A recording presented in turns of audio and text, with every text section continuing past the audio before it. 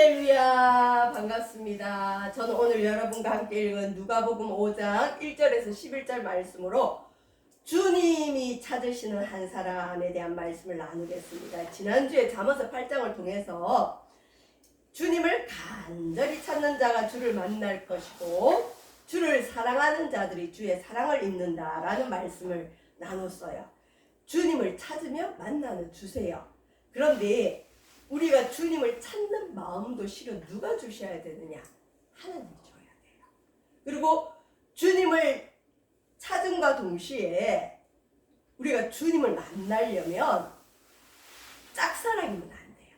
나 혼자 주님 좋아가지고 아무리 기다려도 주님하고 주파수가 안 맞고 주님이 안 찾아오시면 아무리 기다려도 주님을 못 만납니다. 흔히 구도자라 그러죠. 인도나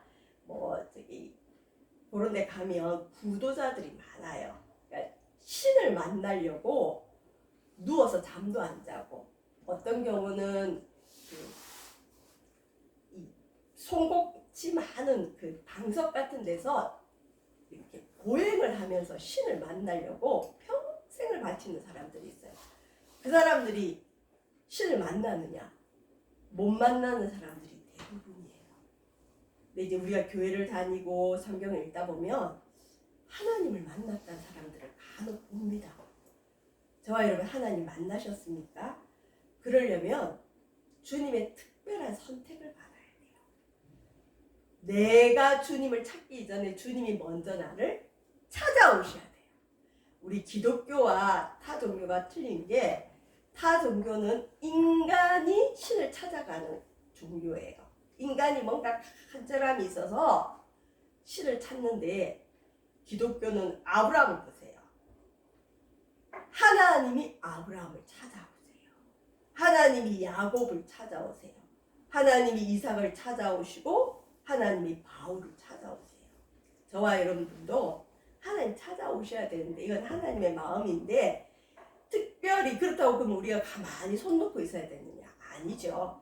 잠언서의 말, 성경은 항상 쌍방된 어구가 있다 그랬죠. 흔히 말씀에 그런 짝이라 그러는데, 균형을 잘 잡아야 돼요. 손 놓고 있는 것이 아니라 성경에는 두 가지가 다 있어요. 하나님이 직접 주권적으로 찾아오시는 선택도 있지만, 잠언서의 말씀처럼 주를 간절히 찾는 자가 주를 만나는 이 두 가지가 항상 같이 있습니다. 인간의 노력도 필요합니다. 그런데 오늘 본문에 보면 주님이 특별히 찾으시는 한 사람이 있어요. 뭔가 달라요.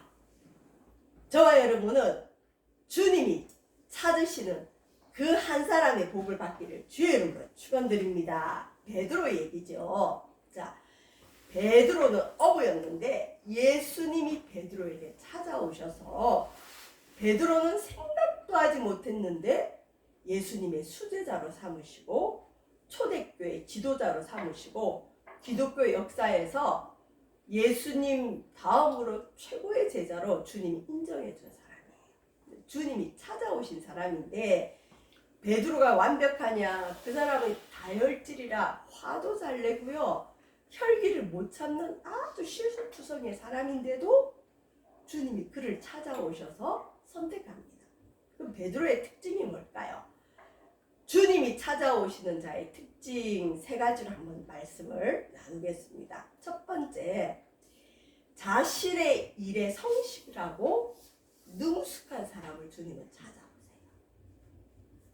우리가 흔히 교회를 다니다 보면 자기 일은 하지 않고 교회만 다니는 분이 있어요.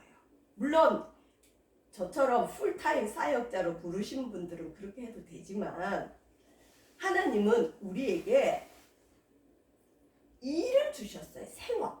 그것도 여러분 부르심이에요.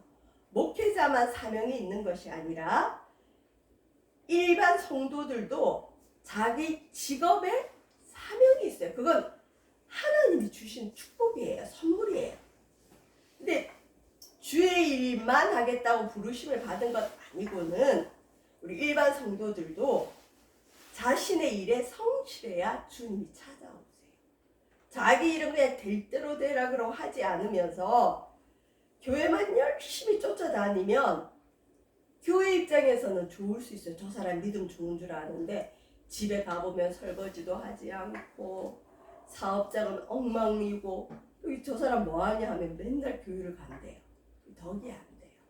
그거 아닙니다. 잘못된 믿음이 들어갈 수 있습니다. 여러분 조심해야 돼요. 우리 주님은 베드로가 자기 일에 성실하고 무엇보다 능숙한 단계에 이를 때 그때 찾아오셨어요. 자 보십시오. 이 베드로라는 사람이 게네사렛 호숫가 바다예요.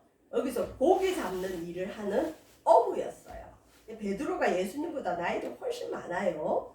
그리고 이 베드로는 어릴 때부터 어부로 잔뼈가 굵은 사람이에요. 그리고 어떻게 보면 이 고기 잡는 데는 베테랑 중에 베테랑이에요.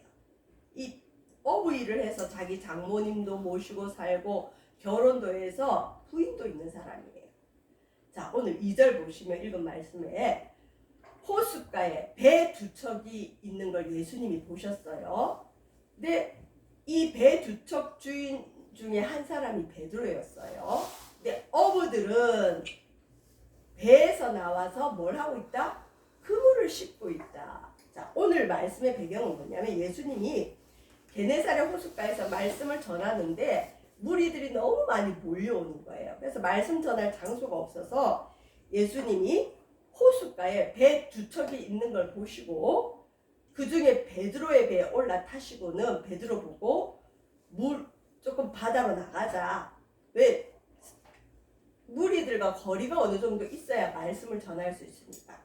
베드로의 배를 선택해서 들어가셨죠. 자, 그런데 좀 전에 읽은 2절 말씀에 보면 어부들은 배에서 나와 그물을 싣고 있다. 이게 무슨 말이냐면 베드로가 매일의 일상에 충실한 모습으로 살아간다는 거죠. 여러분 저와 여러분 아침에 일어나서 일정한 루틴이 있죠. 자기만의. 그게 무너지면 안 돼요. 일상이 무너지면 그 사람은 성실하게 살 수가 없습니다. 그래서 여러분 어떤 일이 있어도 일상을 지켜나가는 그런 충실한 모습이 저와 여러분에게 특별히 필요합니다. 두 번째, 여기서 그물을 싣고 있다 이 말에 보면 그물을 왜 씻을까요? 내일을 위해서. 근데 뒤에 읽어보면 아시겠지만 여기 실패한 다음 날에도 일상을 지키는 성실한 태도. 자, 베드로가 고기 낚는 일에 있어서 실패한 게 나와요. 뒤에 보면 여기 실패해 보시면 베드로가 이렇게 예수님께 고백합니다. 우리들이 밤이 새도록 수고하였으되 잡은 것이 없지만 예수님이 베드로의 배에 찾아오기 전날 베드로는 밤새도록 잠 한숨 자지 않고 그물을 던지며 고기를 낚으려고 노력했던 것 같아요. 근데 베드로의 말대로 밤새도록 고기 낚으려고 잠 한숨 자지 않았는데 한 마도 못 낚고 아침에 빈 그물 가지고 육지에 올라온 거예요. 베드로의 마음이 어떨까요? 집에는 자기를 기다리는 가족들이 있고 자기는 가장이에요. 그러니까 돈을 하나도 못 번 거죠. 어떻게 보면 먹을 게 없을 수도 있죠. 낙심할 수 있어요. 저와 혹시 이전에 학교 다닐 때 시험 치고 시험을 잘 치든 못 치든 간에 시험 딱 끝나면 오답 노트 정리하는 학생이 많아요. 아니면 야 이제 시험 끝났다 그러고는 책가방 던져두고 영화 보러 가고 친구들과 놀러 가는 학생이 많아요. 부자가 훨씬 많죠. 근데 간혹 좀 융통성 없을 정도로 답답한 친구들이 있는데 시험을 못 칠 때 더욱더 오기든 뭐든 앉아서 오답 노트 정리하는 친구들이 있었어요. 그 사람들은 대기만성형으로 반드시 성공하는 걸 봤어요. 베드로가 기분파긴 기분파인데 다혈질인데 일상은 잘 지켰던 것 같아요. 지난 밤에 고기 한 마리 못 낚은 그 그물을 집어 던지고 잠이 오니까 밤새 일을 했으니까 얼마나 잠이 오겠어. 야간 업무를 했죠. 근데 집에 가서 잠을 자든지 흔히 사람들 하듯이 술을 먹으러 가든지 그냥 에이 몰라 그러고 기분이 안 좋다 그러고 다른 데 갈 수도 있는데 내일 또 오늘 밤 또 어제는 실패했지만 오늘 밤 또 나는 고기 낚으러 가야 돼. 그러려면 그물을 씻어놔야 오늘 밤에 또 출근을 할 수 있으니까 실패한 날에도 그물을 씻고 있는 그 베드로에게 주님이 찾아옵니다. 사람이 잘 될 때도 그 사람의 원래 모습이 나오지만 실패할 때 뭔가 일이 잘 안 될 때 낙심할 때 진짜 그 사람의 모습이 나와요. 저와 여러분은 어떤가요? 내가 너무 수고한 일이 있는데 하나도 이루지 못했어요. 그래도 나는 또 그 일을 하겠다고 장비를 준비하고 베드로처럼 그물을 씻는 그 사람을 주님은 귀히 여기십니다. 태도죠, 태도. 삶의 태도. 성과 상관없이 내게 주신 일에 대한 삶의 태도를 보시는 거예요. 그런 사람에게 하나님이 주의 일도 맡기는 거예요. 영혼도 맡기는 거예요. 하나님 나라에 일 맡기는 거예요. 그냥 자기 기분대로 잘 될 때는 잘 하다가 조금 실수하거나 실패한 날은 낙심해서 아무것도 안 하고 그냥 기복적인 생활을 하는 사람은 주님도 못 믿어요. 세상도 그 사람을 믿지 않지만 우리 주님도 일 맡겨놓고 불안불안해요. 왜? 자기 기분대로 주의를 하거든요.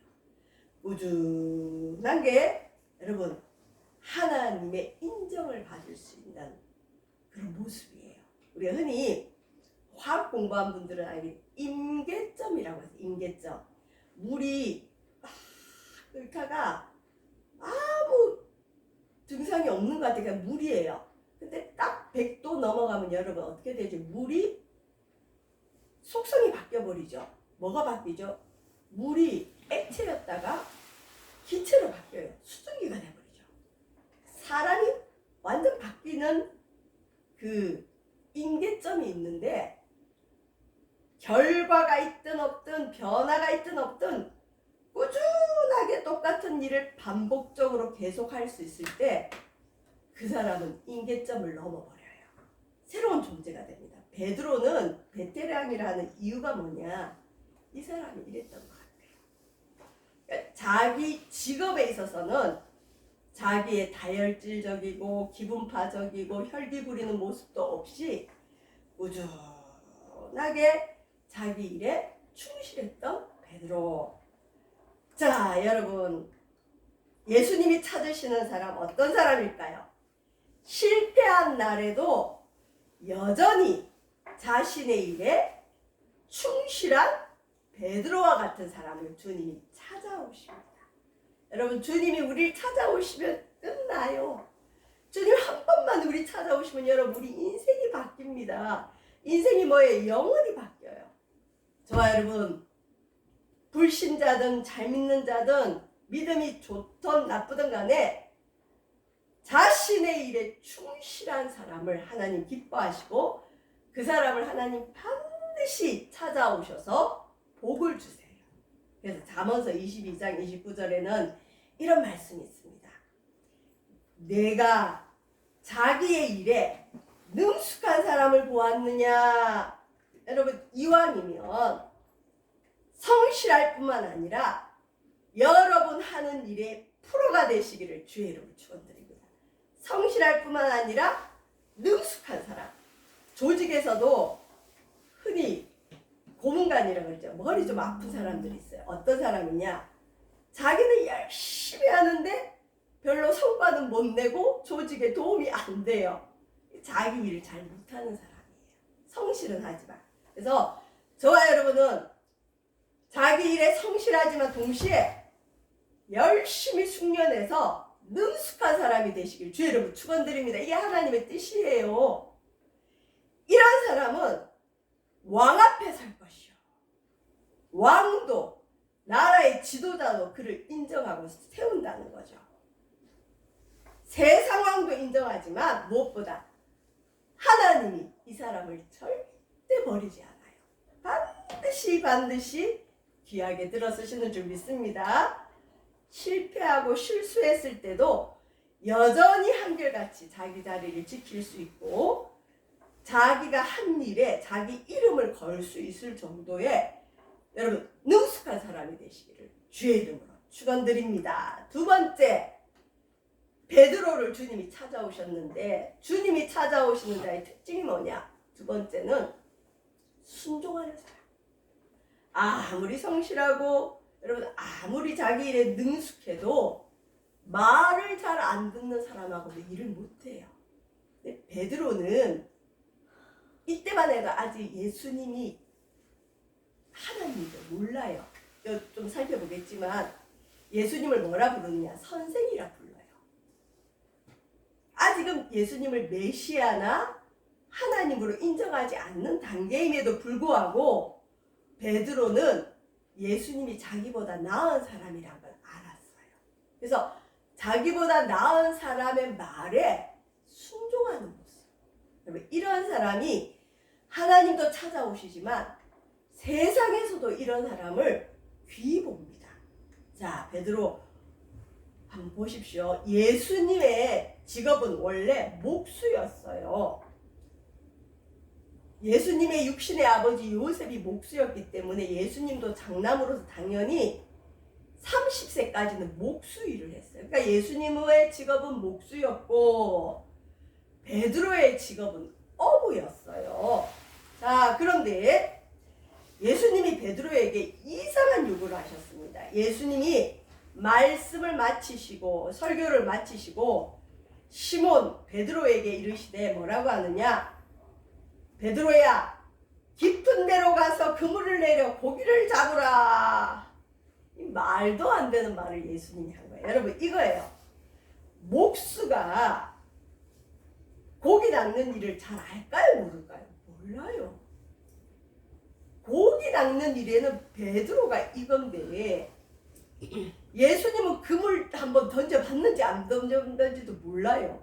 근데 목수였던 예수님이 어부 중에도 베테랑 중에 베테랑이고 전문가인 베드로에게 말이 안 되게 베드로에게 깊은 데로 가서 그물을 내려 고기를 잡으라 지시를 해요.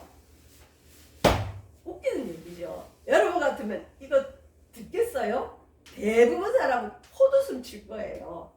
여기도 자기 일을 가지고 있는 분들이 계신데 나는 내 일에 있어서만큼은 전문가라고 확신을 가지는데 내 일에 대해서 알지도 못하는 그 누군가가 와가지고 뭐지 어떻고 저떻고 하면 여러분 들어요 안 들어요? 절대 안 듣죠. 충분히 그럴 수 있어요. 그건 전문 분야가 틀리기 때문에. 특별히 여러분 이 전문가들 건드리면 골치 아파요. 싸움 일어나죠. 싸움 일어날 수 있어요. 예수님께 베드로가 아니 당신이 물고기를 낚아봤어요. 물고기 낚는 것에 대해서 뭘 알길래 나보고 이래라 저래라 하냐. 싸움 붙을 수 있는 일이고 자존심이 굉장히 상한 일인데 베드로는 순종합니다. 왜 순종할까요? 자, 베드로의 순종을 봅시다. 베드로는 이때까지만 해도 예수님을 선생님 그래요. 좀 존경할 선생님을 유대인들은 랍비 그래요. 그러니까 예수님을 그냥 인간 중에 좀 존경할 만한 사람 정도로 알 때예요. 베드로가 예수님이 하나님이구나, 예수님이 나의 구주구나 이런 거 모를 때예요.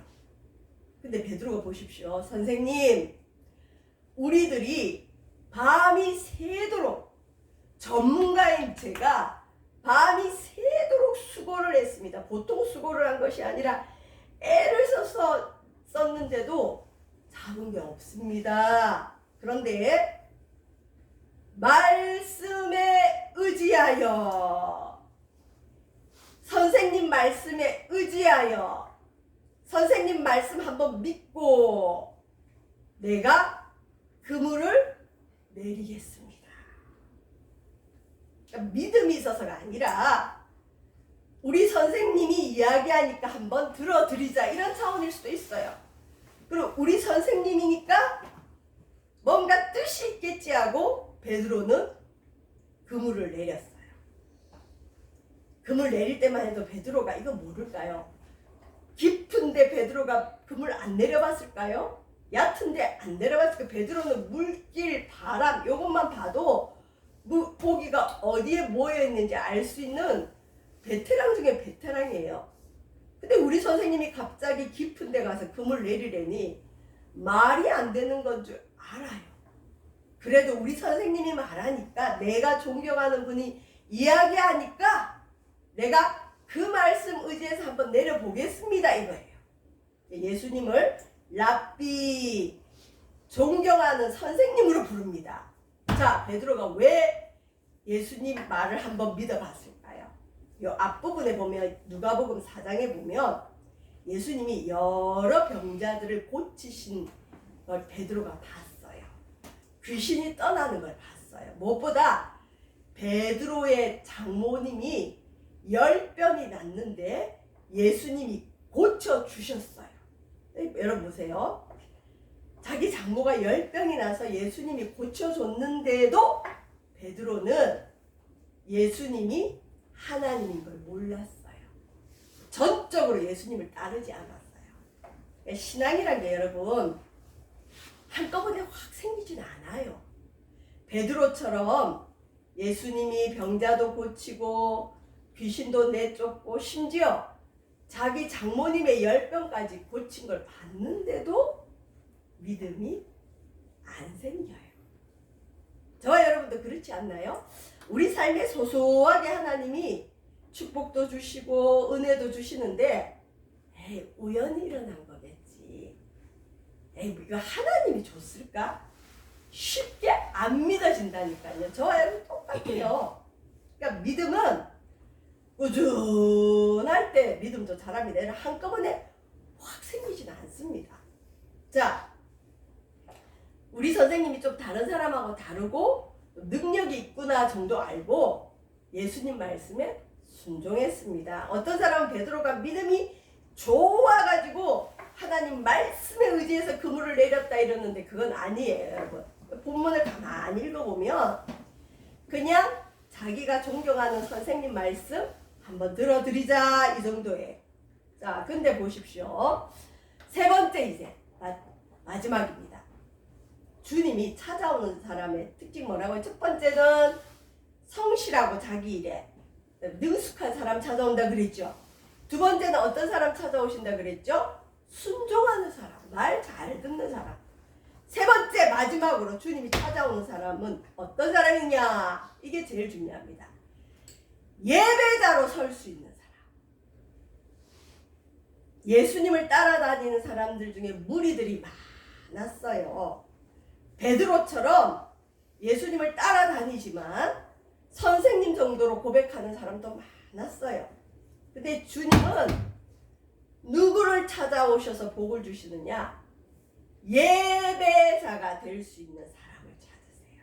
자, 왜 베드로가 예배자냐? 예수님이 깊은 데로 가서 그물을 내려라 그랬어요. 근데 베드로가 내리면서도 지금 물결이나 바람으로 봐서는 여기 고기가 없어요. 없는 거 알지만 그 사람은 박사라니까요. 없는 거 알지만 자기 선생님이 얘기하니까 내려봤어요. 그런데 우리 좀 전에 읽은 말씀처럼 그물이 찢어질 정도로 고기가 낚인 거예요. 자기는 밤새 수고했는데 한 마리도 못 낚았는데 예수님이 깊은 데 가서 고기를 잡아라 그랬더니 그물이 찢어지는 거예요. 찢어져서 못 올려요. 그래서 어떻게 하느냐? 배 두 척이 있었다 그랬죠. 나머지 한 척의 동물을 불러다가 그 사람들이 와가지고 같이 합세해서 그물을 올렸더니 베드로의 배도 가득 차고 그 친구의 배도 가득 차고 고기가 배에 2배 가득 찬 거예요. 그래서 이걸 보통 설교할 때 흔히 만선의 기쁨, 그래, 배가 가득 찬 기쁨. 여러분, 자기는 고기 한 마리도 못 낚았는데 이 예수님의 말을 따라 들었더니 어땠다고요? 고기가 2배에 가득 차버렸어요. 기적이에요, 아니에요? 기적이에요. 베드로만 기적을 본 게 아니라 베드로의 친구도 이거 무슨 일이냐? 우리 어제 밤새 노력했는데 고기 못 잡았지 않느냐? 근데 이렇게 2배 가득히 채웠다. 저와 여러분은 어디에 초점을 두겠어요? 이 당시에 많은 무리들은 뭐라고 생각했냐? 저 예수님만 따라다니면 나는 평생 고생 안 하고 부자로 살겠구나. 맞죠? 예수님이 오른쪽에 내려라 그러면 거기 잡힐 거고, 왼쪽에 내려라 그러면 거기 잡힐 거 아니에요. 베드로는 거기에 관심이 없어요. 이상하죠? 베드로는 거기에 관심이 없어요. 오히려 두려워해서 주님 보고 나를 떠나주세요. 나를 떠나주세요. 나는 두렵습니다. 나는 죄인입니다. 재미있는 얘기는 어떤 분은 그 2배의 고기를 누가 팔아서 그 돈은 누가 가졌냐 이런 것도 연구하는 사람이 또 따로 있대요. 주님이 주는 기적만 맛보지 주님한테 별로 관심이 없는 사람이 있는가 하면 베드로는 이때 큰 충격을 봅니다. 여러분, 베드로가 왜 예배자냐? 이 말씀 보십시오. 시몬 베드로가 이를 보고 그 물이 찢어지는 걸 보고 예수의 무릎 아래 엎드려 이르되, 드디어 예수님을 뭐라 부르죠? 주여 나를 떠나소서 나는 죄인입니다. 왜 그러냐면 베드로는 깊은 데로 금을 내릴 때 여기 고기 없는 거 알고도 내렸거든요. 근데 실제로 그물을 올리니까 고기가 어마어마하게 잡히는 거예요. 베드로는 알았어요. 뭘 알았느냐? 바다의 물길로 봐서는 여기 고기가 없는데 이분이 누구냐? 도대체 저 예수라는 분은 누구냐? 바다의 생물도 움직일 수 있는 창조주 하나님이라는 거예요. 베드로가 그때 깨달은 거예요. 고기가 잡힐 수 없는 곳에 그분의 말을 들었더니 고기들이 몰려오는 걸 이 베드로가 본 거예요. 아, 지금 나에게 말씀하시는 이분은 보통 사람이 아니고 하나님이시다. 바다 밑에 생물들에게도 명령할 수 있는 주인이시다. 창조주다. 우리의 주인이다. 하나님이다. 이걸 깨달은 거예요. 어떤 사람은 기적만 보고 자기가 부자 될 것만 꿈꾸는가 하면 이 베드로는 이분이 누군가? 이분은 바다의 물고기도 움직일 수 있는 하나님이시라는 걸 한 거예요. 베드로가 두렵죠. 왜? 자기는 주인이거든요. 그러니까 이제 드디어 선생님에서 주여 그래요. 주인님, 나의 영혼의 주인이여, 창조주 하나님, 나는 죄인입니다. 나를 떠나십시오. 난 주 앞에 설 수 없는 죄인입니다. 그랬어요. 여러분, 예배가 뭘까요? 하나님, 나는 죄인입니다. 그렇다고 우리가 늘 슬퍼하는 건 아닙니다. 제가 기도할 때도 그랬지만 여러분, 도덕적으로 윤리적으로 완벽한 게 아니라 사람은 누구나 자존감이라는 게 있어요. 나 정도는 괜찮지 않은 게 다 있어요. 100사람 다 붙들고 물어봐요. 자기가 잘났다고 하지 자기 못났다는 사람 별로 없어요. 그거 어느 정도 필요합니다. 교만이 아니라 자기를 존중해 여기는 마음 필요한데 하나님 앞에서는 그게 필요 없어요. 하나님 앞에서만이라도 나는 죄인입니다.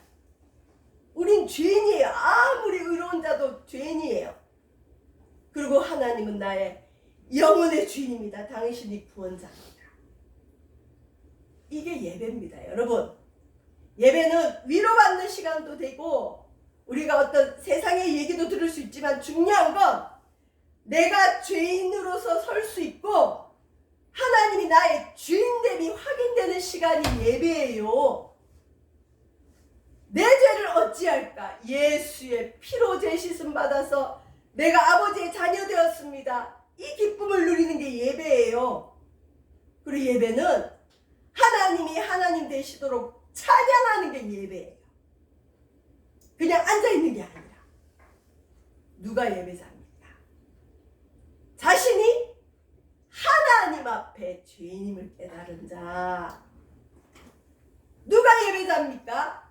예수님을 어떤 위대한 선생님이 아니라 4대 위인 중에 한 사람이 아니라 나의 주 나의 하나님으로 고백하는 자가 예배자입니다. 또한 주님의 전능하심과 물고기에게도 명령하는 전능하신 주님 위대하심을 찬양하는 게 예배입니다. 그래서 여러분 교회 오면 목소리 안 나와도 주님의 위대하심을 크게 찬양하십시오. 하나님 기뻐합니다. 죽어보시고 제가 적용 부분을 한번 물어볼게요. 여러분, 우리는 자기의 일, 하나님이 주신 사명인 생업에 충실합니까? 스스로? 그게 하나님 앞에 부끄럽지 않은 거죠. 또 능숙한 자, 마스터. 여러분의 일에 능숙한 자가 되기 위해서 여러분은 어떤 노력을 하고 있습니까? 두 번째, 주님의 말씀에 순종하고 나는 예배자로 설 수 있습니까? 한번 생각해 보시고. 자, 중요한 질문 한번 물어보겠습니다. 나에게 예수님은 아직 선생님입니까? 아니면 주인입니까? 나의 주 나의 하나님으로 고백하는 저와 여러분 되시기를 주의 이름으로 축원드립니다. 기도하겠습니다. 사랑해 주님 감사를 드립니다. 나의 주 나의 하나님 예배자로 서게 하시고 주의 말씀에 순종하게 하시고 자기 일에 성실하고 능숙한 자 되어 주님이 찾으시는 그 한 사람 그 예배자 되는 우리 세반석교회 믿음의 성도들 되어지도록 인도하여 주옵소서. 예수님 이름으로 기도합니다.